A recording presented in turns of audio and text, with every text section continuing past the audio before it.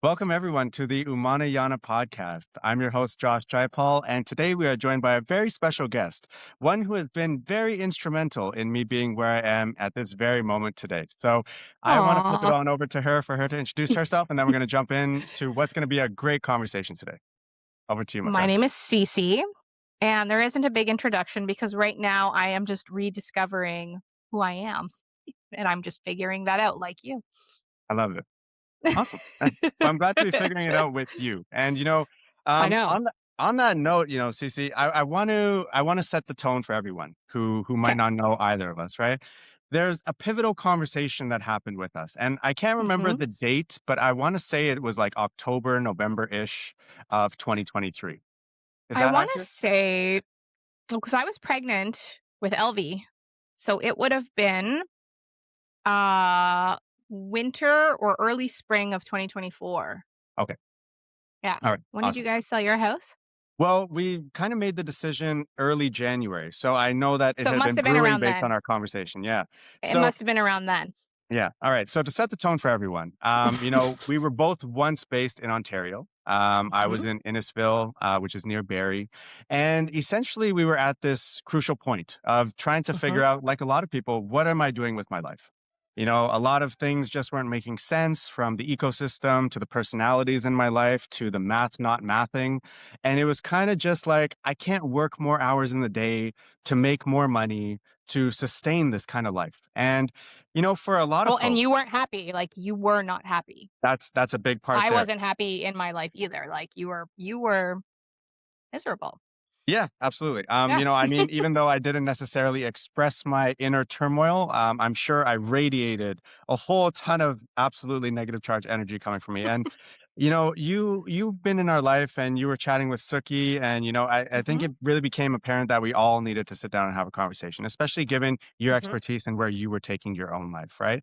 mhm, And mhm. so you really helped me to sit with it and do kind of what I do with other people, which is like sit down and actually, okay, what's actually happening?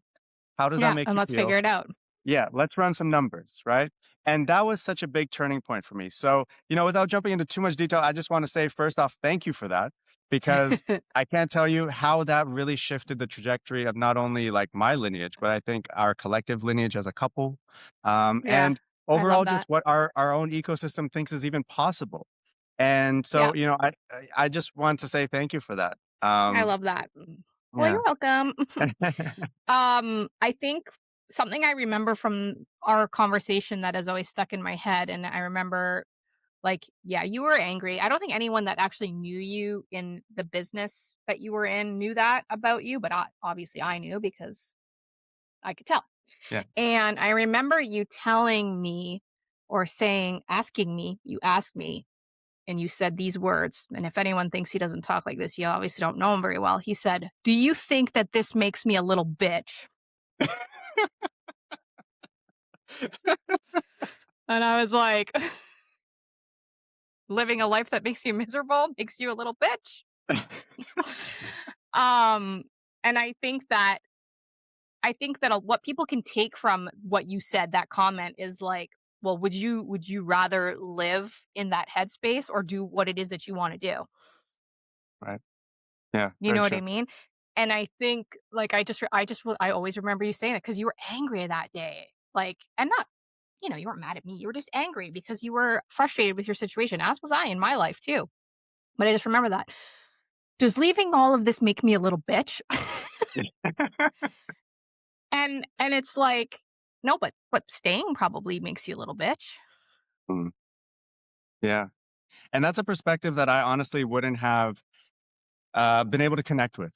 I Yeah. think that you were the first sort of voice outside of Suki, right? In Yeah. in my ecosystem, that was kind of saying, no, if you're thinking about that, that's green flags. That's not red flags. That's Yeah. actually a good thing that you're thinking about that. Yeah. Because, I think that a lot of the folks that I've been surrounded by and have gone to make colleagues and things like that, we've Mhm. come from a lot of these sort of immigrant families and settings where, a lot of sacrifices might have been made for the family to get to that new place, right?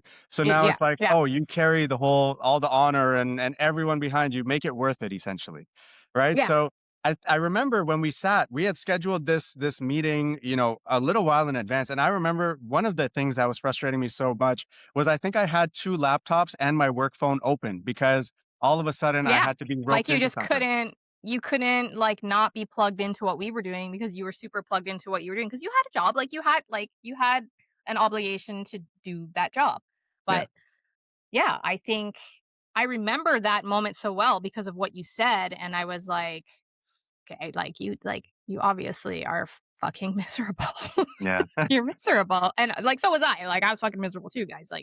Um, but, sometimes you just do need someone outside of the realm to say, "Dude, like, what are you even thinking right now?"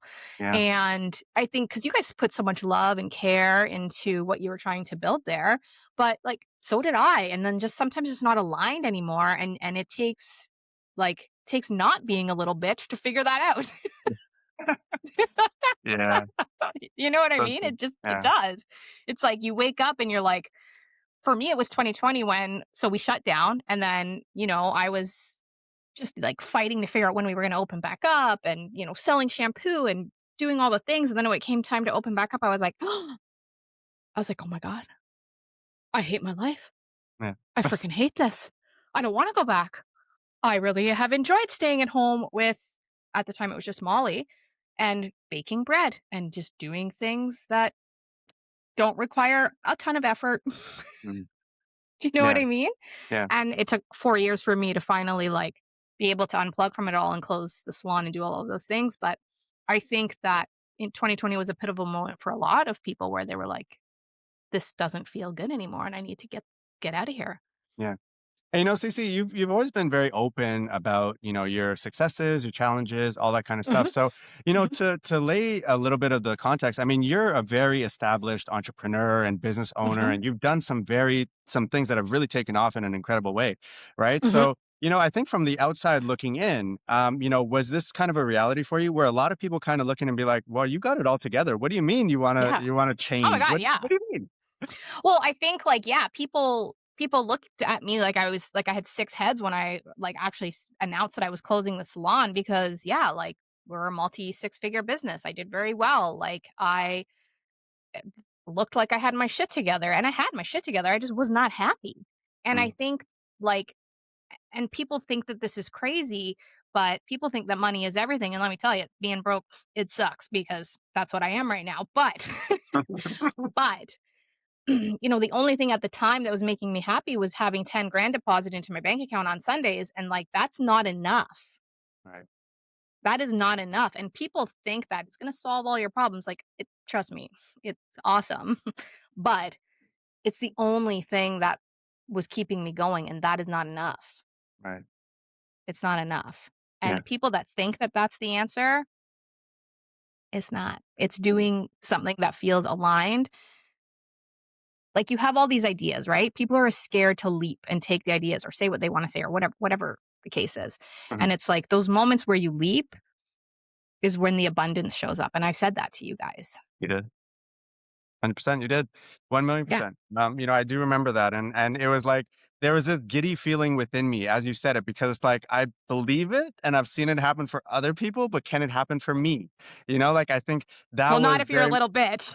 Exactly, right? And so I had to actually realize that allowing myself to stay stuck was actually more correlated to that energy I felt, was gonna be tied to me making the opposite, right? Yeah, And, yeah. I'm curious for you because, like, for me as well, in the job that I left before we took off and traveled and sold everything and all that stuff, I was making more money than ever. If I told people what that was, they'd be like, "You just shut up, Josh." Like, "No, just Yeah, shut up." And so, yeah. like, was the money at any point, was that ever enough? And was it the whole 2020 and beyond that kind of shifted and been like, "No, it actually wasn't"? Or, how did that go for you in your own rationalization? I mean, I guess I would say, like, at some point, it was everything. It Mhm, was awesome. Like, I had my dream cars. I had, like, 2 of my dream cars. I had, the purses, the this, the that. I never had to worry about money ever. So I guess at one point, yeah, I was like, "This is fucking awesome." yeah, But then you got struck with 2020 and you had no choice but to just, like, be at home and just be there. And that's when I realized, because you sort of you're forcefully removed from the grind, you Mm. know? That's when I realized I was like, "This is way better. This is way better. Yeah. I can be broke. This is way better. Being at home with my family is way better." Yeah. I hear Yeah. that. But at one point, yeah, it was of course, it was like everything. Yeah. And, to reference, something that we keep sending a lot of memes back and forth over, I really found it was a more money, "We're more going to problems type hell. of We're going to situation, right? hell." Like for me, that's what I found. Truly was more money, more problems, right? And it was just like Yeah. you can't. It's like, yeah, great. You go to the bank and it's like, oh, wonderful. I can show them this employment letter. I can get a massive mortgage, this and that. And it's like, okay, well, what am I actually signing up for, and why am I necessarily celebrating this, right? Mhm, mhm. Um, you But know, I think that that's, like, a societal norm, like, people think, like, "Oh, yeah, like, if you have, like, money and success and, like, you've made it and stuff like that." It's like, no, it's actually total bullshit. It's like, if you have, like, your health, time with your family, time outside chickens, yeah, I got chickens. Like, that's way better than having 10 grand deposited into your bank account on Sundays. It truly is. Now, don't get me wrong. Of course, like, I wanna make money again, but I wanna make money again doing something that feels way more aligned, like motivating, inspiring, and speaking the truth right. to people. Mhm, And, of course, I wanna get back there again, but I wanna get back there in a way that feels good for me and not mhm. where I'm a slave to, like, society and everybody else. Yeah. And that's the thing, I find when I have these conversations with folks who are still living in all the places that I've been or traveled or whatever, oftentimes, when I refer to what we had basically all agreed to, right, through us signing Mhm, on the dotted line of those terms for employment, mhm. essentially that's what we're agreeing to. We're agreeing to slavery, right? Like we are Yeah. trading our time and our energy for a dollar, right? Like that's Mhm. ultimately what we're doing. And I'm so curious for you as someone who has started businesses and seen them through and all that kind of stuff. How have you been able to not necessarily, halt that, but that inner drive that I find like a lot of us entrepreneurs have? It's just like, I always got to be building something, right? If I'm not Yeah. building something, then I'm failing or I'm falling behind. How have you been able to negotiate with yourself to actually be like, hey, Cece, it's okay for me to take a break right now? So, and I'm sure you guys felt this too, is when you leave that life, it comes with grief. Yeah. Like you grieve your old life a little bit and you kind of like, what the fuck did I just do? Like, can I slow down? Do I know how to slow down? Like, I'm just doing nothing. Like, is that okay? Like, you start to, of course, you question it a little bit. So, I've actually just started talking a lot about this is like, I just spent the last year in like boss babe burnout fog, Mm, like trying to like come back to myself. And it's just over the last 4 or 5 months started to finally like lift. Well, then I found out it was the year of the snake, and I was like, well, that's why. right. It's Yeah. That obviously makes sense. it's obviously why. But I think that like you do grieve your old life a little bit, but you just learn to live your new life, if that makes sense. Do you know what I Yeah. mean? I get that. I Yeah. do hear that. Like you just figure it out. Yeah, I found like when I had those moments of grieving the old life, I had to allow myself to feel it. But I Oh also had yeah. Yeah, to yeah, yeah. yeah, but I had to give myself that pep talk after I allowed myself to feel it, which is like, okay, hang on, Josh. It's kind of like when you think about food, right? Is it like, do you Mhm. actually miss the thing or do you miss the sauce? Right? Yeah. And to me, it was like, well, hang on, I'm saying I miss, the predictability of the money coming in. Oh, okay, but you could get that anyway, right? Yep. I'm not listing out that I miss the people, that I miss the company, that I miss Yeah. associating myself with this, Yeah. none of those things were coming up. No. So it's like I No. that helped me to really peel back and be like, okay, this is not about let me bash my old life. It's gratitude for it. But as I move Yes. forward, what of that am I really trying to bring forward? Is it more the thing or the feeling that I was trying to achieve by going for those things? 100%. Yeah. Like 100%. What you're saying makes so much sense. It's just like I think you and I, not a lot of people are the way that we are. It's just I'm super self aware, Yeah. and like it's like okay, like I know what I'm feeling is normal. It's normal to feel what we're feeling because, like, like you just left like your whole freaking life. Of course, you're going to grieve it a little bit. Mm, So it's just knowing that it's okay to feel the grief and all of those things, and just moving through day to day, whatever that looks like, and being okay with it. mm, And that's yeah, it. Not questioning it too much, and then trying to get back to where you were. Like, trying, oh, maybe I need to, like, go back, or whatever the case is. It's like, no, yeah. you just keep going forward. Just keep going forward. Yeah. Like, I found it such an interesting exercise to observe myself almost as an out of body experience of like, what is Josh struggling so hard to release from the old identity that he created for himself? Yeah. Right? Yeah. And it's like, well, Yes. I plastered my LinkedIn profile with all the things that I thought from what I did, that was going to be, what brings me all this joy. And I keep doing it. I keep reordering it. I'm like, this just sounds like a bunch of BS. I'm not even Yeah. buying this anymore. But you Right? call yourself out on your own shit. Yeah. You you know, like, like because you're that. self-aware. You're like, "Okay, like, I sound fucking stupid right now. This is Yeah. stupid." And with us being such big hip hop fans, I give credit to that practice, truthfully, to Eminem from 8 Mile, right? Yeah. When he basically predicted what the guy's gonna say, says it himself, and been like, "What do you got?" Right? Like, Yeah. I committed so hard to just knowing myself better than anyone can come in off the street and just tell me something about myself. I wanna be able to Yeah. have discernment about what you're telling me, not let it necessarily be Yeah. something new, right? So I think that's been a big thing that's helped me to navigate as gracefully. It hasn't been Yeah. perfect, but as Well, I gracefully. also think, like, letting people just think whatever they want. Yeah. You can think whatever you want. I don't really care, and I think you get to this level of not caring in your 40s that's, like, unprecedented. Like, you just Mm, don't care. Like, you yeah. just don't care, and as time goes on, it gets stronger every day. You're just levels of, like, "I don't care.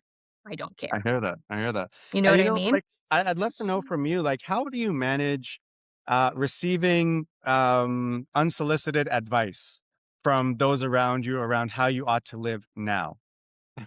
I think that the people that I surround myself with Yeah. probably know better not to go there. Um, I think that, uh, if I want advice, I will seek advice. So Yeah. there's not many people that are coming to me going, "Well, I think you should do this." I think a lot of people said that when I was, like, gonna close the salon, and like, "Oh, like, are you sure?" And blah, blah, blah. I'm like, "Yeah, I'm sure that I hate my fucking life and I don't wanna do this." Right. Like, Yeah. I'm sure. Uh-huh.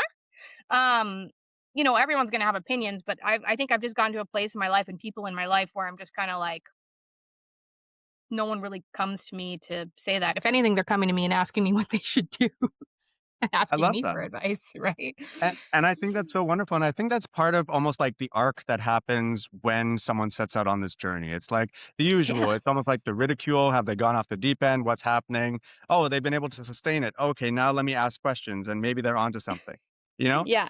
And one thing that Or they I just find think is I'm gone off the deep end and they don't wanna talk to me, and I'm okay with that exactly right. You just saved us another message we don't need to respond to, right? too. Um, but 100%. one thing that I find happens, and I haven't heard anyone talk about this, and I want to know if this has been live for you. I find that what people are kind of doing in the background, and it comes through in their comments and the way they ask their questions, is they're Mhm. counting my money. They're like, I think they're thinking like, oh, you exited out of here, so now you've just quit life. You don't need to do Yeah. anything, right? And Yeah. oh, like, why can't you get back to me within 20 minutes? You're just over there doing nothing. Right? Like that like I've found that and I found it to be like, okay, is this an invitation from the universe to also remember you don't need to justify anything about what you're doing to anybody. No. Yeah, because you don't. Yeah. 'Cause you Like don't. I just don't need to explain myself or anything that I'm doing. It's like you yeah, can get behind it or not get behind it, and that's okay yeah, either way. I hear that. You know what like, it's just yeah, I don't, yeah, I don't know. I don't know why people are audacious. They're audacious, and they're just programmed. Let's just call it what it is. They're just programmed to, like, live that life, and they think that, if you do something different, then it's what's the word that I'm looking for? Like, if you do what we did, they just think you're fucked. Yeah. And they say, "Oh, yeah, like, look what they did. Like, oh, they just left everything and, you know, left a good job and left the money and blah, blah, blah." And it's just like, well, I'm doing other things now. I'm just doing things that make me happy. It may not look normal to you because you're unwilling to just do anything that's not go to your 9 to 5 until you're 65 and then retire and then die 10 years later. Yeah.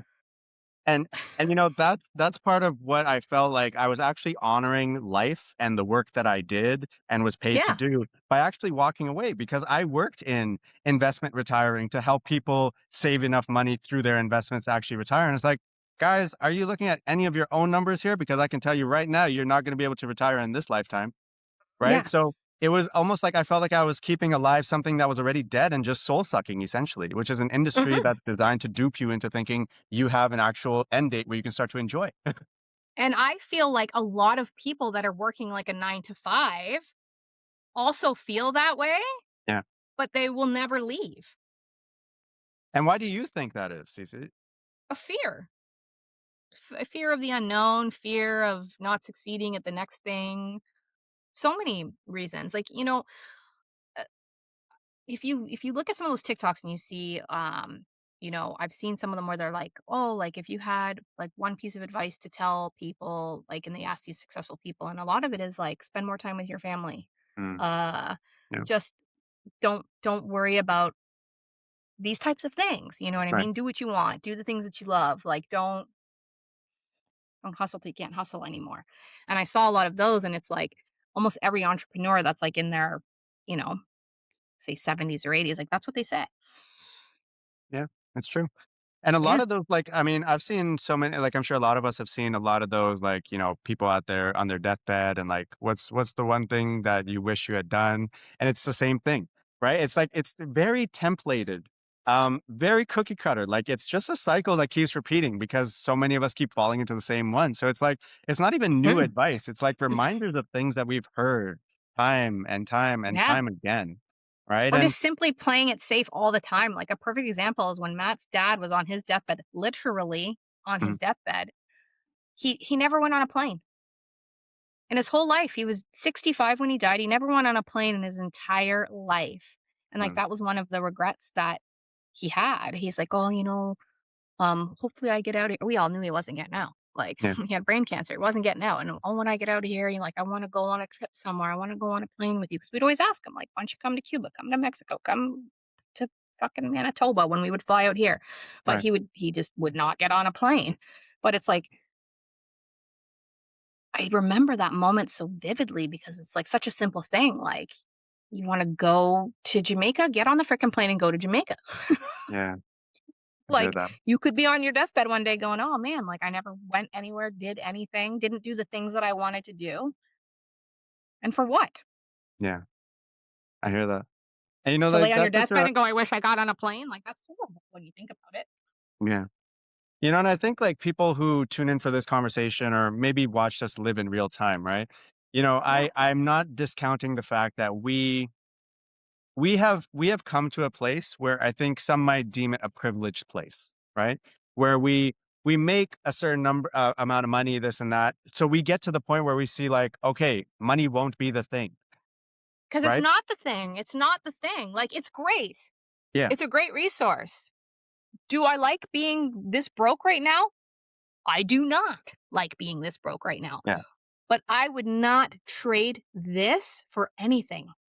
And see, this is where I find like how individuals like you and I are gonna be able to actually effectively empower other people is to help them understand this less from like a very cut and dry perspective, more of a like, Mhm. look, like this is something that people might have heard first from say like a Robin Williams, right? Yeah, Or Jim Carrey, I think, where they basically share the sentiment. I hope everyone gets a chance to make so much money that they realize it's worth nothing, yeah, right? and they all say it. All of They them, say it. right? Yeah. And it's never enough, right? Like we see the numbers running up to like 10 digits and it's still never enough. Nope. The Jack guy who leads Nvidia, I saw a thing that says that he still has sleep anxiety every single night because he's afraid that one day he's going to go broke. Please tell me, how in anyone's mind you could reasonably go Think broke with that. that sum of money, right? Well, I guess when you're living that kind of lifestyle, it's like what's broke to you. Like Exactly. he'd probably think that I'm like slumming it. Right. You know what I mean? Yeah. Like we have a beautiful home, we have lots of property, we have chickens, I spend time with my kids, like but people like that would think that like this is the slums. Right. And So, and it's so interesting because like I see like the super like opposite ends of the spectrum for like the super rich and then the mhm, the not super rich, right? Like yeah, at the end of the day, what are we all doing? We're all like going in plain clothes back to the land we came from to connect with some animals, put our feet in the dirt and sit in the sun without an mhm, obligation and someone else telling us what we have to do for a moment. mhm, Like mhm, at the core, that's what I find everyone, whether you're like a multi-billionaire or you're a thousandaire, like that's all we're all striving for, right? yeah, Like yeah, literally. freedom, freedom, Right? And that's what I've asked a lot of my clients actually through the investing and things like that. Like, guys, what are we working for here? And can you define freedom to me? So that we understand, like, are we getting to a number? Are we getting to a feeling? Are we getting to a mhm, number that signals a feeling to you? Like, what are we doing? Right. yeah, And I find that oftentimes that's where a lot of folks get tripped up because it's like, well, hey guys, like, we all come in, okay, this is gonna be my year. The year of me, this is gonna be the year of me. I'm gonna be successful. Okay, what are we shooting for here? What are the metrics we're saying yeah, what's successful the mean? level of success that you're wanting? What is it that you're wanting? Yeah. And I find a lot of us It's get stuck in these loops because we're never defining it. no, no, or people don't know how to define it. They just can't, and then they don't do anything. Yeah. That's usually what happens, right? Or they set so many goals that like it's like impossible. Like just set some micro goals that you can achieve. Don't set like all these crazy ass goals because your ego is gonna kick in and go, oh, this is unsafe. So you should Mm, probably just keep doing what you're doing because that over there is really scary. And we should just stay over here in the comfort zone. And we're just not going to do any of that. Because when you set a goal so high, your subconscious mind is going to be like, this is terrifying, yeah, you know? I get that. And I think that's why most people don't do the things that they set out to do. Yeah. And like what for those who might be new to the concept of how you said like micro goal, right? Mhm. What would like a few examples of like a micro goal be? Just to sort of maybe spark that within people's minds. I mean, I don't know, say you're an online coach, you're wanting to start a coaching business and you're like, I want to have a 20K month. You're like, okay, but you made $0.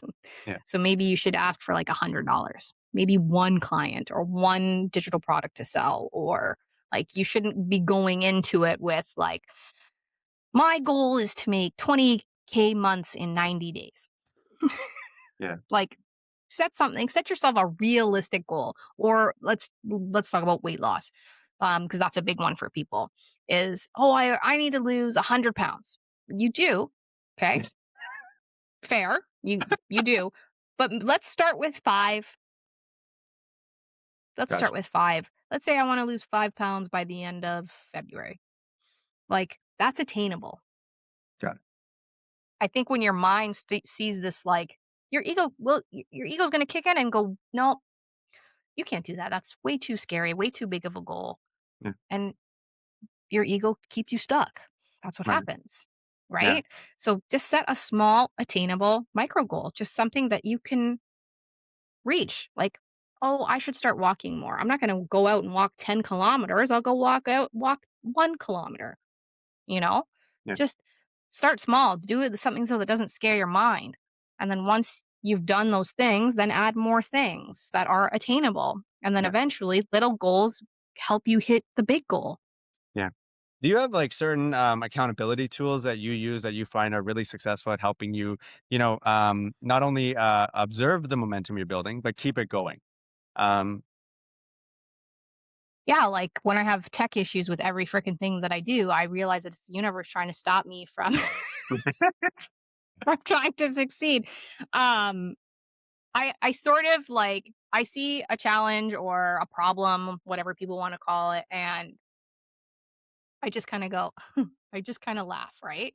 Because whenever you're trying to build something or do something or go somewhere, there's gonna be challenges. And it's gonna be like the stupidest thing, like when you're rushing out of the house and your sweater gets caught on the door. Like I don't get mad at that. I laugh. I'm like, Yeah. "Okay." This is what I say, "Okay, okay, I gotta slow down. I gotta slow down." Yeah. Like, I really try not to, like, be angry or upset or, okay, like, "Okay, I didn't hit this goal." It's like, "Okay, like, it's fine.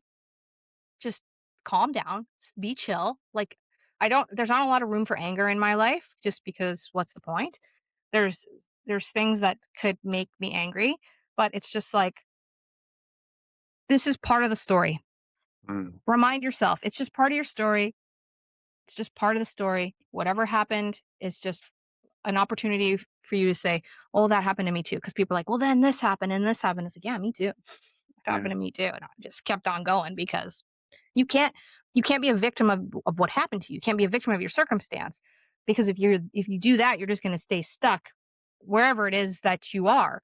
Or if something happens that feels like you're not going to reach your goal, it's like, do something, try something different. Try Yeah. another way to get to the goal. There's going to be obstacles. They're going to drop in front of you. It's like, just keep going.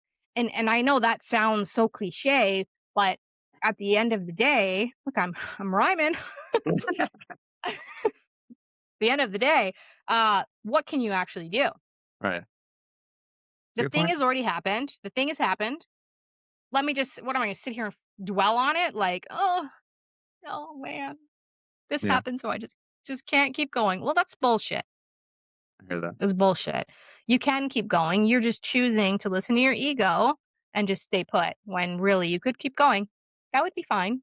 You know Yeah. what I mean? Totally. So I think people let those obstacles get the best of them. That's just what they do. Yeah. And that's why you fail. I love talking, I love putting this with weight loss because it's like, okay, if I eat pizza for breakfast, lunch, and dinner, Yeah. I'm gonna gain weight. If I have like nice protein for breakfast, a salad for lunch, and like protein and greens for dinner, I'm gonna lose weight. But what if like I wake up and I eat like cupcakes and whatever? It's like I have an opportunity to not dwell on what I did wrong for breakfast and I can have a salad for lunch. Yeah. I Very hear that. simple. Yeah. Very I simple. I like that because I mean I think that that in itself showcases one of the things that's so vital for us to actually experience joy in this phase of life, which is being present. Right? Yeah. It's like, I'm not yeah, I had the cupcake. I'm not gonna, like, regurgitate it right now, and then that's It's like, automatically "Ah." undo what happened, right? Like, you know, Like, so it's don't dwell on the thing that you did wrong, because if you continue to dwell on the thing that you did wrong, you're just like, "You know what? I'm just gonna eat cupcakes for the rest of the day because I already fucked up my day, so I'm gonna eat cupcakes all day long now, and I'll just start again tomorrow." It's like, no, you have an opportunity to start again the moment after you fuck up. yeah, But if you make that's an true. excuse for yourself not to start again, then you've made excuses and you are where you are because you put yourself there. Yeah. I mean, I almost parallel this to Mondays in the typical work week for people who Oh god. kinda just I know. sign up for the job that they want. It's like, "Oh, I just need to make it to Monday. Oh, well, last week, that was an off week. That Yeah. report won't happen again. So, okay, next week it'll be different." And then we kinda Yeah. just keep convincing ourselves of this, and we keep shoveling down those cupcakes, which are really just Excel sheets that are gonna choke us and kill us anyway. Yeah.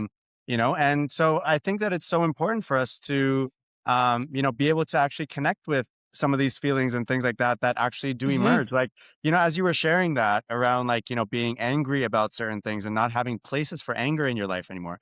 I've really done a lot of work with my own anger. And a lot of Yeah. it I think has been me being able to actually sit with what has frustrated me and me go down my own why ladder. Of why is that frustrating me? Right? So Like, you're not a little bitch anymore?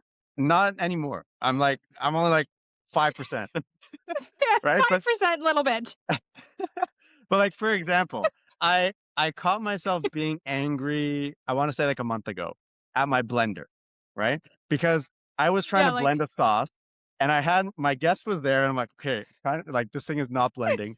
And, like, I found myself saying to the blender, I'm like, "You have one job, to blend, and you can't even do that. Like, what is wrong can't with do you?" your job, blender. Right? And I'm having, like, a half-blown breakdown with this blender, you know? Like, hang on, bro. Like, step back. What's going on? right? And I got to see where those You know, people sentiments were live coming from. for thousands of years without a blender and still manage to blend things. So Exactly. Right? So it was a real moment of like, okay, just give yourself a tug there. Like you don't know. Like, and so it helped me to, at least I got to actually, step back and be like, you what has made me recognized it. angry here? Right? And I'm Yeah. like, this almost like gave me a flashback, although you're something I plug into working in a corporate setting. Why Yeah. can't you do your job? Like I paid you. Like just do your job. Right? So it's been such an interesting exploration, Do like you have a Vitamix? Because if you don't, you should just get a Vitamix and then it'll it's always not out work. here. I can't get a Vitamix yet. So I think that's when I'll lose my final 5% when I can get my Vitamix. But I am 100%. I just feel like that is the answer to any blender problem. When people say, "Oh, my blender," I'm like, "You don't have a Vitamix." That's yeah, the problem. I bought that when I had money. I couldn't buy one now. I hear that. But Cece, you keep mentioning something and it keeps making me laugh because I actually brought this up in a conversation with my mom the other day. Now, With your mummy? With your mummy? when yeah, when I lived in their house and I was going to high school, Mhm. they gave me free will to do stuff in my room, right? And what I did is I actually made this big wall where I actually wrote and painted and whatever, like the inspirational things that I heard from all different people and sources. So Yeah, I I was love like that. surrounded by all of this good vibes all the time type of deal. And one day I, for whatever reason, was compelled to write something that said, never before have we had so much and never before have we been so unhappy. Right. And so, Yeah. like, I started to think about that and, like, just thinking about all the stuff we as a family had and eventually purge only to replace and purge Yeah. again and all of these kind of things. And it's like, when we start to actually do the math on some of these things and take inventory of what it is we're buying, even, right? Like, Mhm. and step back and be like, what's the philosophical meaning of why I'm buying this? Right. And like, So really, that my blender does not break down when I exactly. have company. Just joking. Right? Like, I find that there's so many clues locked into like what voids exist within us that we're trying to fill essentially with money and higher paying jobs and how we rationalize keeping ourselves stuck. You know what I mean? But I Like, think that that's a societal, like, expectation. okay. We're programmed. We're literally programmed from, like, the moment we enter kindergarten. Yeah. So how do you respond This is when, what you do. This is what yeah, you do. You go to school, you get a job, and you work until you're 65, and then you can't do anything after you're 65 because you've been eating shit food for, you know, 65 years and watching news, and yeah, you've just fried your brain, and they've done exactly what they wanna do, program you to essentially be a little bitch. yeah.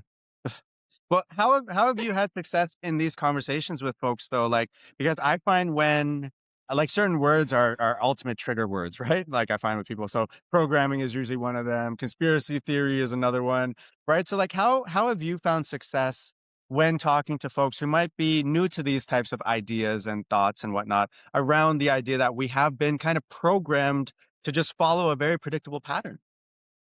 I think that you can read your audience, and if someone's ready to have that conversation with you, they'll come to you with that conversation. And I don't seek out that conversation. I Yeah. maybe test the waters to see what they believe. I might trickle in a little like, "Do you think we landed on the moon?" Yeah. And just see what they say. Got it. um, but I think like I won't seek to like make people think this way unless they come to me and Yeah. say, "Yeah, I think this way." I mean, I put those types of things out onto the internet and people just find me. You know what I mean? Mm. Um, but I won't like in everyday life seek out to find those things. Like for instance, like my family here in Manitoba, like they're all super liberal and like very different beliefs. Like they believe like books shouldn't be banned, and I believe that certain books should definitely be banned. And they voted for Mark Carney, and there's no way in hell I would ever have done that. And like we believe very different things. Like I homeschool my kids, they all send their kids to school. And yeah, there's, it's just, I would not have those types of conversations with them Gotcha. unless they asked me. Yeah.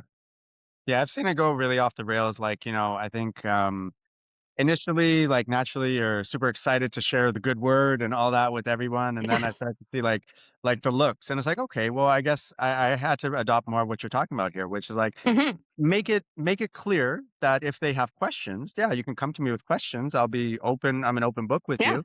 But, I found that whenever it was sort of shared more proactively, it was seen as like, Mhm. why are you dumping your beliefs on me?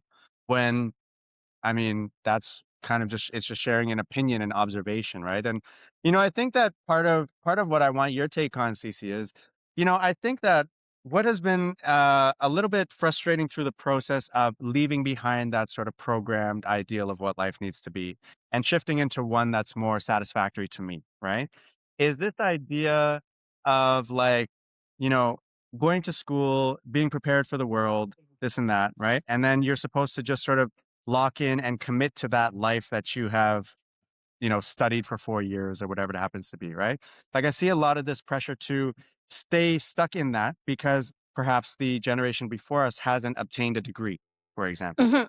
right? Mhm. How do we go about having these conversations respectfully, for people who still find themselves sort of emerging and being like, well, what obligation do I have to you? And out of, with respect and honor being a certain thing, especially more prominent in certain, backgrounds and whatnot.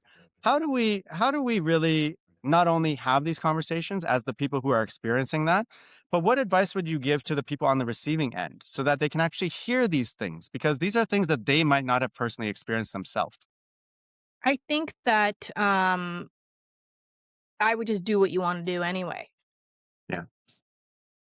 Like, you don't wanna go to university?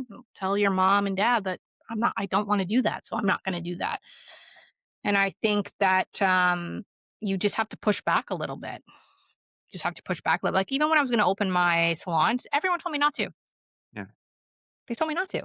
And, Matt's parents actually had their, like, accountant come over and, like, very successful business owner he was, and he was firing questions at me, like, trying to deter me and scare me a little bit, but I'm not an idiot. Like, I did my research. I know what, like, I didn't answer for every question he fired at me. And then when he left there, he told Matt's dad, he's like, I think she can do this. Like, I'm not gonna try and talk her out of it." Mm. And I think that, like, you have to be stronger than the things that you're being told. Yeah. You know what I mean? And like, "Oh, I don't wanna let my parents down." It's like, "Yeah, but who are you? You're not letting, like, you're just letting yourself down Right. for the sake of everybody else." And, like, I don't know, for me, that's a non-negotiable. Why would I wanna do something to make someone else happy? Right. They'll be happy that I went to college, but I'll be fucking miserable. That sounds like a good plan. Mm. Yeah. Fair. I mean, I You stuck know? I stuck in university for others, to be very honest. Like, I constantly had this, from my paternal grandmother. For her, it was always education, education, education. And even after it's like, hey, I got my double major. Oh, well, what are you studying now? Uh, Right? Like it kind of keeps going, right? So I find like yeah. there's a lot of conversations and sometimes we almost have to cut our losses in a way because Yeah. we're only gonna be able to bridge so many, mental gaps, if Yeah. you will, Yeah. right? Because life is moving so fast too that it's like even sometimes now, it's like people who might be 5 years apart in age now, it might be like, we're talking 2 different languages because the world Mhm. has changed that much.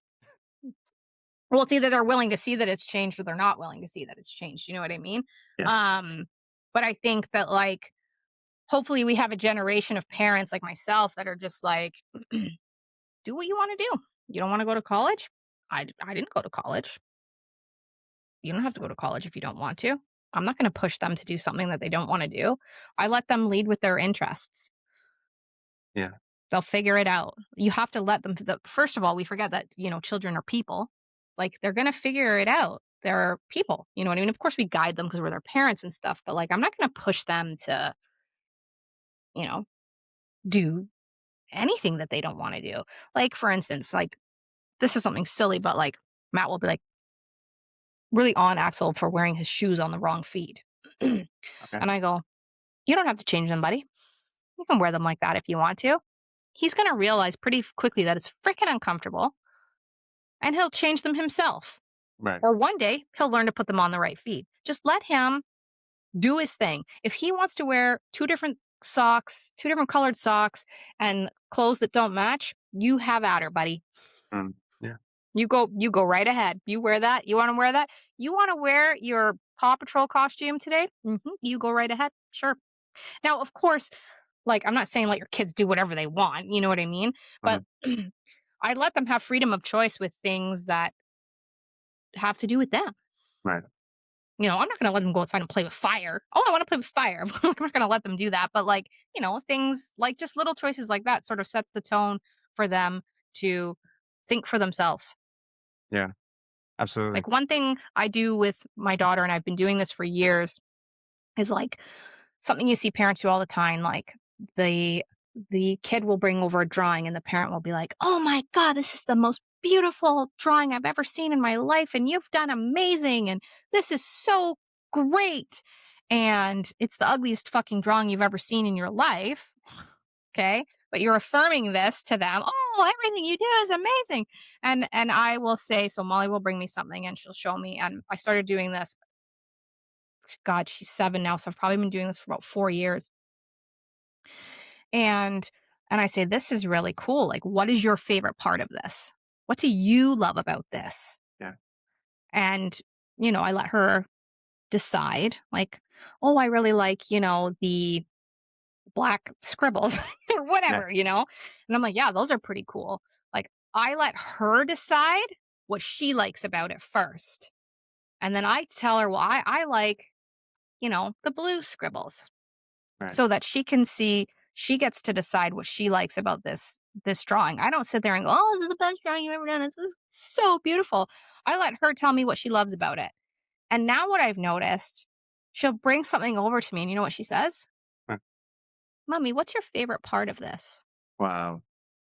And then I tell her, "Well, I really like the cat stickers," or whatever she's put on it. And then she'll say, "I really think that I like, this yellow sun that I've drawn." So she's given herself like that programming, because that was a strategic parenting programming. There you go. uh One for good. to let to let her decide what she likes Yeah. without me having to be like, "This is the best kitty sticker picture you've ever drawn ever." She comes to me now and she tells me what she likes. She doesn't need me to affirm that it's the best thing she's ever done. Like, she picks what she likes about it. And that's a great way to let kids choose for themselves what Mm. they like. I love that. Because, I find like we as grown adults, we kind of do the same thing. Like if we aren't intentionally introduced to this different way of being, right? Like it's Yeah. it's always looking for that external validation of, oh, tell me I did something good, please. Right? And Versus it that literally confident, started there when your parents told you that your scribble drawing was the best thing you've ever done in your life. yeah, it's true. And I saw something on Instagram a couple days ago, and it was around play, and they were paralleling it to Stranger Things and all the things that we can actually learn or connect with around Mhm. kids and the need to play and listen to them. Right? It's like play is that way that they actually get to experiment, see what works and what doesn't, and build their confidence and actually develop different like neural pathways. Right? Versus just like, Mhm. okay, here's what mommy and daddy want you to do. Stay within these lines, because then you're limiting everything. Right? And And kids learn through movement and doing. yeah. They don't learn by sitting in a chair for 7 hours a day, being told to memorize whatever it is they're learning that day. That's how you program Yeah. children. Yeah. That's where it starts. Yeah. I hear that. And, I'm going to sound crazy, I but I would don't also, care. yeah. I was thinking a lot about, I have been thinking a lot about like, where, like what age range I find like my brain has still retained a lot of detailed information from. Right? And Mhm. I find that Mhm. it is very much still that elementary, junior high, high school age where it's like I can still recall like perfect sentences from a textbook or the main themes that were taught to us. And it's like, well, hang on, there's a lot of cheat codes locked in there. Mhm. Um, that's kind of the foundation for how we're going to exist beyond here. So, to me, stepping back and out of that, and with all the different privileges that we've shared here and whatnot, like I can see how that really set me up to be a very tunnel vision, producer, contributor to the economy, good taxpayer, and then Mhm. a nice plot at the cemetery, right? But nothing extraordinary, Yeah. just very, very predictable. So, like, Yeah. like I guess with you, are you at the helm of your children's education now? Is that one of the pivots that you've made for yourself? Oh, yeah, like, Yeah. I homeschool. Yeah, I homeschool them, I'm here with them. Molly went to Montessori for junior kindergarten and senior kindergarten, that was great, it gave her a beautiful foundation, and I love the, idea of Montessori learning, and Yeah. we do a lot of that here at home, but yeah, no, I'm 100% here with them, doing homeschooling with them, and I don't want them to have that sort of programming, I want them to think for themselves, I don't want to teach them how to think, I want them to Mhm. think for themselves. Yeah. I love Like, that. that's what they should be doing. Yeah. No, I think that's so important. And for there's a lot of folks I come up like in contact with them regularly, right? So I would love to hear from you. Now that you have been homeschooling and doing that for your kids, right? How has the experience compared to what you thought it might be going in to what it's actually been? Because when I talk about it, when we talk about it with different families, they want that, but they sometimes don't even explore it because they feel like, oh my gosh, this is going to be such a crushing burden on me. I can't do anything else in my life, all these kind of things. So can you debunk some of that for us and our listeners today? Yeah, I mean, like, I hate when people say stuff like that because it's so stupid. I mean, here's the thing, you sacrifice a lot. You Yeah. do. You sacrifice a lot. Like, it's a lot to be here with them all day, every day.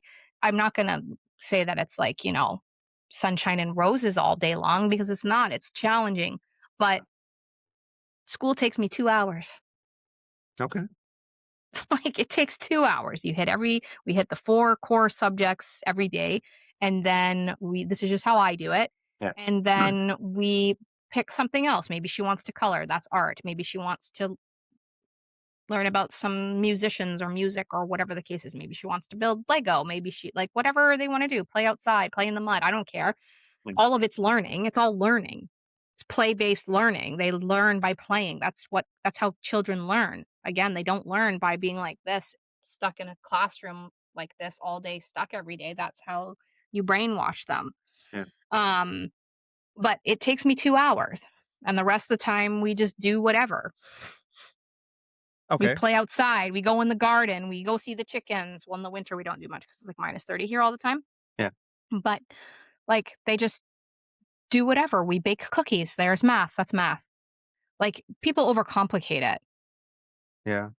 I hear that, and I find they often sort of hesitate, and they think like, the response is often like, well, is my child going to be ready to succeed in the world, and is that actually enough time for them to learn every day and all that kind of stuff. And to me, not having kids, 100%.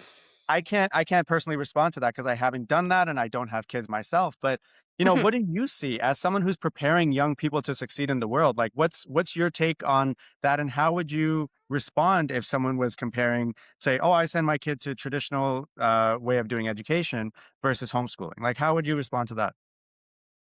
I think that, when you're raising free thinkers, you're definitely raising people to succeed in life. I'm Yeah. not raising kids that are programmed to,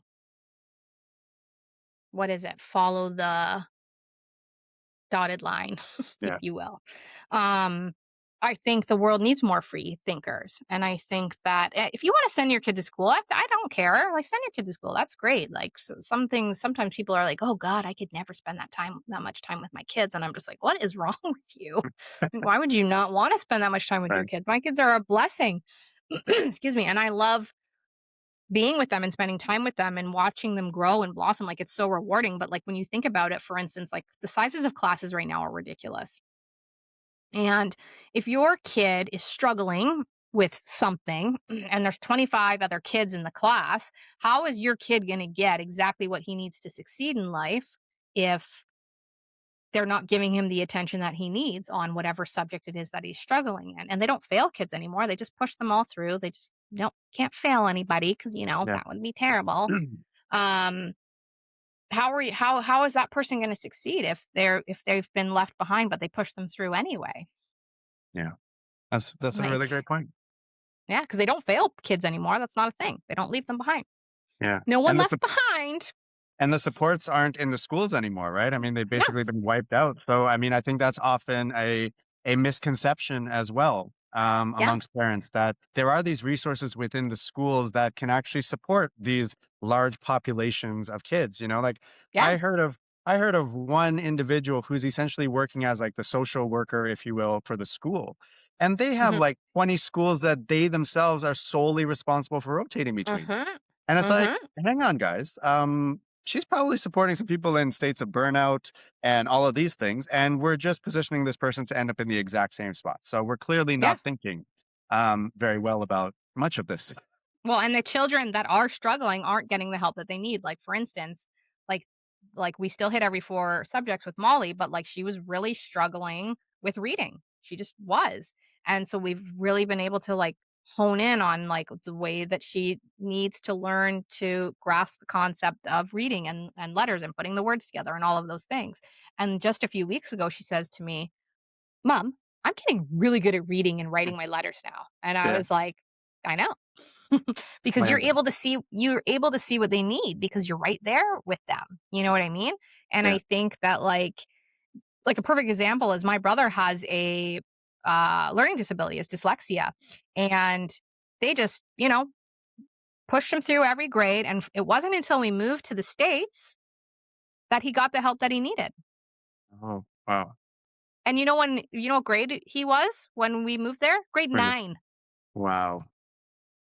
Grade 9. That is when he finally started to get the help that he needs, put in the right classes, get the right focus on what it is that he needs. Now he is a very successful like audio, video, TV producer for a gated community down in Florida. Like, he's killing it, and he makes music and he does all of these things, and like, that's a perfect example of someone got pushed through the system that was really struggling and didn't Mm. get the help that he needed. And my mom tried.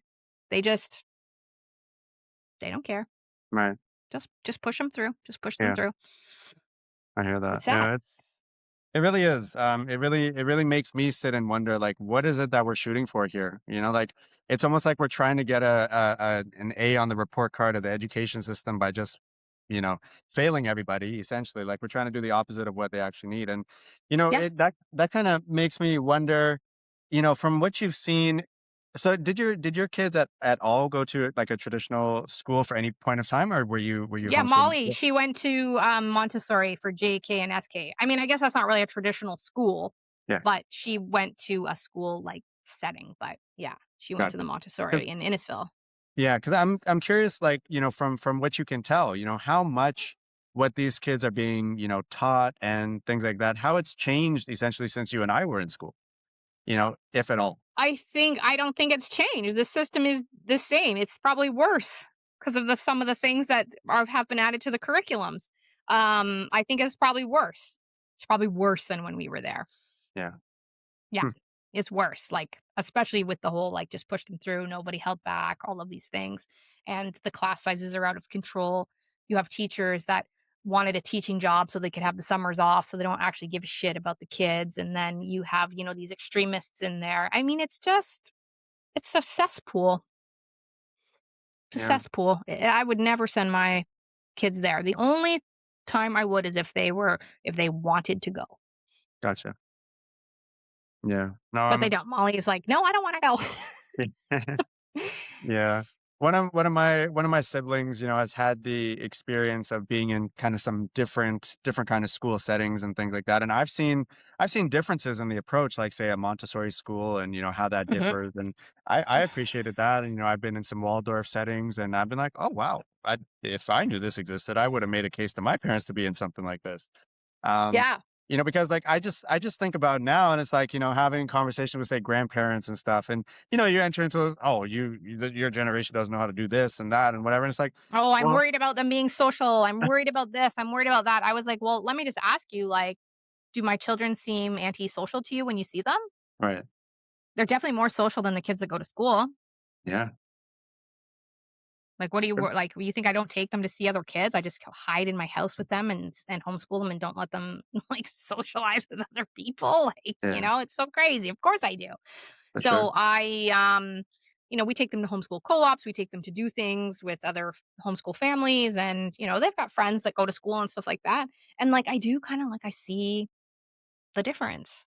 I see the Yeah. difference in homeschool families and kids that don't go to homeschool. Most of the kids that don't go to homeschool, and I'm sorry, but this is true, is they're assholes. Yeah, I get that. And I mean, Yeah, like that, I'm curious from you, other than that bit, what can you say about just what you've observed, around the amount of joy that's within these kids and like the sense of having fun and actually being kids, right? Like, because I know I what I don't see observed. it. I don't see it because they're plopped in front of an iPad most of the time. Um, they know about things that they should like. Someone was making fun of Molly the other day. Like, I think he was like an 8-year-old boy making fun of Molly the other day because she didn't know what Facebook was. Well, she's 7. She doesn't need to know what Facebook is. Why do you know what Facebook is? Yeah, Like, you're 8. yeah. You're 8. So, yeah, I just think kids are better off being homeschooled. Yeah. Period. Yeah, I hear that. Like I can't imagine growing up as a kid now and experiencing the world this way and all of its stuff. And I know every generation probably says that and that's kind of just what life is like, right? But Yeah. I'm just thinking, something that's been long on my mind around the kids who are coming up today is like, well, what are you guys excited about in life? Like, Mhm. after you're done, because, like, I'm just thinking, like, in my generation, I think the allure was wearing off slightly at that time, but people were still like, "Okay, I'm going to university, then I'm gonna get my law degree, then I'm gonna be a big time lawyer, yay." Right? Like, there was a yay attached And to that like, stuff. if you wanna be a big time lawyer, you do need to do those things. Like, great, Absolutely. like, go and do those things. I think that's great. 100%. You should do those things, like, if that's what you wanna do. If that's what you wanna do. Yeah. And that was Like, my initial. Yeah. my cousin Sean went to law school because my aunt and uncle pushed him to go to law school because my uncle was a lawyer, a very, very affluent lawyer in Winnipeg, and then, like, he was a labor law lawyer, and then they pushed Sean to go to law school, and he hated it, and he's not even practicing law anymore. He hates it. He's actually just joined the reserves at 55, but he does e-commerce on Amazon. Nice. Like, yeah, doesn't want Yeah. to do that.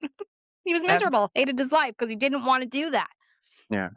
And like I find we're kind of spearheading the wave of folks, and our sort of general age bracket who are saying, okay, I'm shooting for what I want now. Right. This is Yeah. this is really about me. And I think but I do kind of have this feeling though that unless, you know, children who are coming up now are the children of parents who are doing that, right? They might just stay stuck in what obviously has been going on so far, right? So, Yeah. I'm just thinking like I don't know what these kids are looking forward to because they're just seeing their parents work all the time and be out of Mhm. the home and be Yeah. unhappy and all these things. So I'm like, as a parent, like, what are you seeing for your kids and how are you like what are you doing to I don't know, plant those seeds within them so that they are excited about life? Because I see kind of a lot of the opposite kind of being, funneled through the mainstream, if you will. Well, I think that the kids that are being brought up in homes like that are just learning that that's what you do in life. That's what they that's what you do. And, they're probably telling their kids, "Oh, you need to go to school and then you're gonna go to college and get a good job." And that those people are telling their kids that. I'm telling my kids, like, you can do whatever you want. Molly, every other week she tells me she wants to be something different. A few weeks ago she said, "Oh, I think I want to be an astronaut." I was like, "That is really cool. You can definitely do that Yeah. if you want." But before that, she wanted to be a pizza maker or a pet doctor, or she said hairstylist before. Like, she says all kinds of things that she wants to be. I just go, "Yeah, you can do that. You Yeah. can be that thing." She'll decide what she wants to do because I'm raising a free thinker that knows that she can decide what she wants her life to look like. 'Cause Right. that's what I'm doing, and that's what I've been doing for a long time, and people always ask me, "How did you end up so positive? How did you end up into self-improvement?" and all of these things. When I was how old was I? I had to been 22. 23, Mm, my boyfriend at the time ended up joining a multi-level marketing company, okay. and I ended up being the office manager for one of the regional vice presidents there, and that's how I got introduced to self-improvement and people that think outside the box. I'm an MLM believer. I think that they put a business model in place, and if you follow it, you can win Yeah. because they do. People do. I'm friends with millionaires of this company still to this day. But that is when I sort of had like the veil lifted to see that like you can think outside of the box and be successful. Mm, yeah. And when I was put in front of these people and I would go to seminars and, self-improvement things people know this, MLM companies, everyone thinks people that join MLM companies are crazy and their summits are crazy and everything's crazy because everyone's so positive. Yeah. And then I remember taking my sister, she came, we hated each other. We hated each other until the day that she died. We did not get along. But at this point we were getting along, so I was working because there was an opportunity meeting that evening, and I said, "Listen, you can come to the office and sit in the opportunity meeting. Like, I know you're not gonna wanna join the company." I was like, "I just don't have anywhere else to put you because I'm working." So Mm, she went and sat through that meeting, and she's like, "I don't know what you're doing here. You're getting brainwashed and blah, blah, blah." And I said, "Well, I think everybody's brain could use a little washing."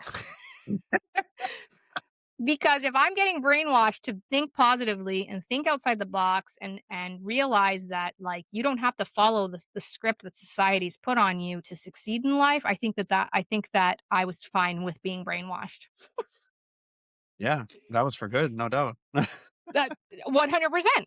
100%. Like I didn't want to join the MLM company because that's not the grind that I wanted. Like these guys grind. Like my friend Keith Otto and my other friend Mervyn Boone, like they are making hundreds of thousands of dollars and they're killing it still to this day in the same company. That was not what I wanted, but like getting introduced to those people and introduced into that lifestyle is what showed me that you can do something completely outside of the box and succeed. Yeah. No, I think that's so important. And, I know not all of us get those opportunities or necessarily No. intentionally position ourselves, right? Because it's not just about opportunity falling in our lap, right? We put ourselves in these Yeah. positions as well. Mhm. Not all of us are necessarily trained to accept that invitation when we have the Mhm. opportunity to actually go and be around these people who are maybe living examples of some of what we want to be. Right. And I Yeah. think that that's so, so important. And that's why I really value what you do, CC, because I love your videos and your content and everything that you share because it's relatable. It's fun. It's not just stuffy and, that kind of stuff. It's human. Right. And it Yeah. really does show other people like a bit of how you can start to live a bit differently. Right. And for those Just who, authentically. Just be authentic. Yeah. yeah, Do for the those, things that you wanna do. Do those exactly. things. Do the things you wanna do. You can think outside the box. You don't need to follow the dotted line because your mommy and daddy told you to. Yeah. Like, you don't need to do that. Your mommy and daddy aren't going to the grave with you. Yeah. Only you. Exactly. And I think it's Only you. very important for us to be to think about the advice that we're taking and whether the people who are giving that advice have followed it and what their Mhm. outcome in terms of their life satisfaction actually is as well, right? I think we kind of skip those couple steps and that Yeah, often keeps us stuck in a cycle, right? And it um does. Yeah, no. For those who are inspired by what we've shared today and, are really thinking about like, okay, what can starting over or turning the page, whatever, however they want to refer to it, if they're perhaps curious now to start exploring a bit more of this, not necessarily jumping all the way in, but do you have any, say, book recommendations or perhaps movies or resources that, you think would be really helpful for those who are intrigued at the very least right now?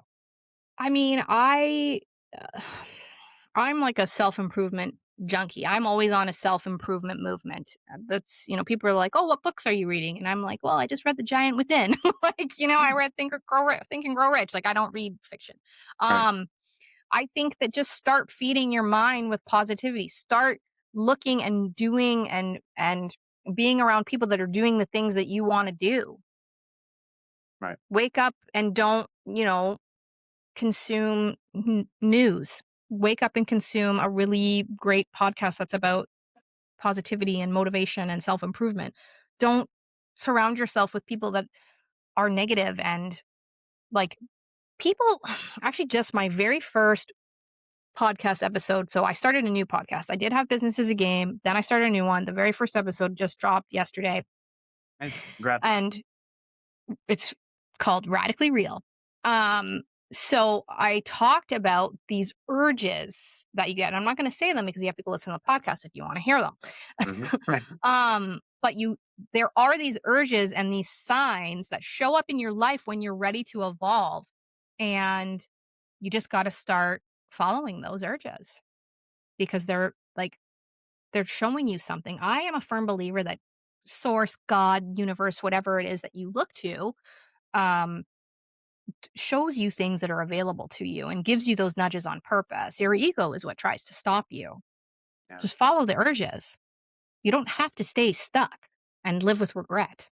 Right. I You love don't that. have to be stuck. Yeah. I think that's great advice. One book that helped me, and I think me reading it and coming across it tied into us having that conversation.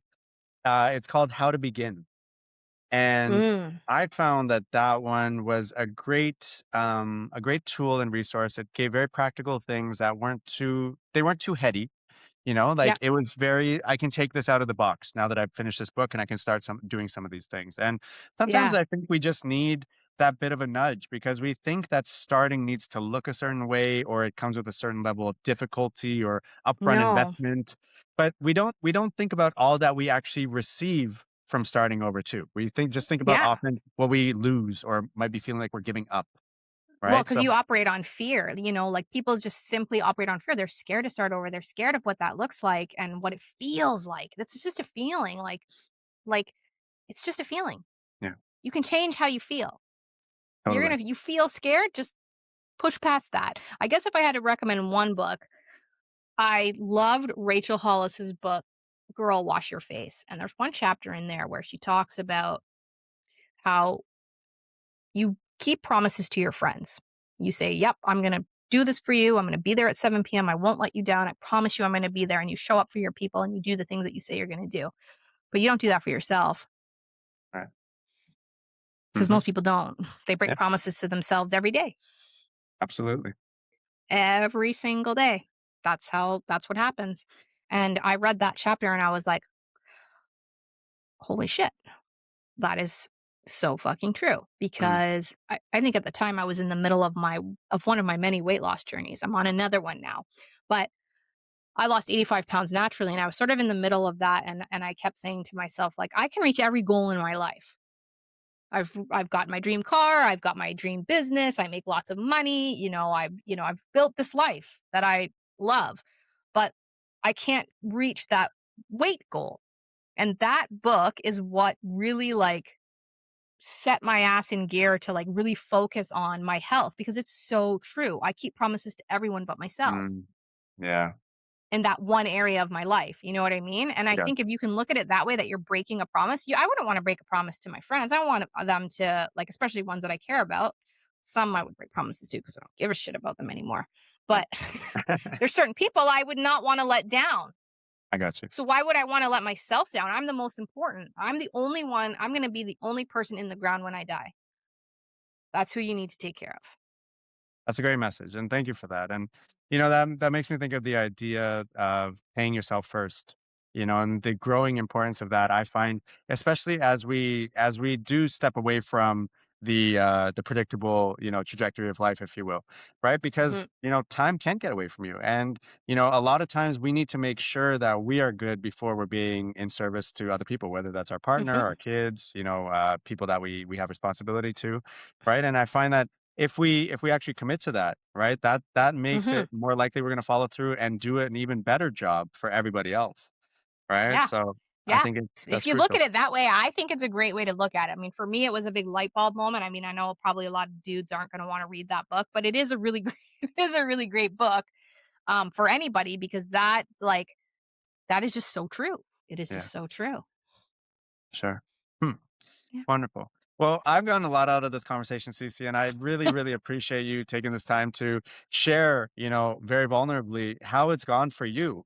I think this has been very inspiring, and I think that, our listeners are going to be very very curious, and I think we planted some seeds here, I and hope so so. That is yeah. the hope, like, I want people to realize that, you can start over whenever or Yeah, not. The yeah, choice truly is yours, and to just not lead with fear. absolutely. That never gets anybody anywhere.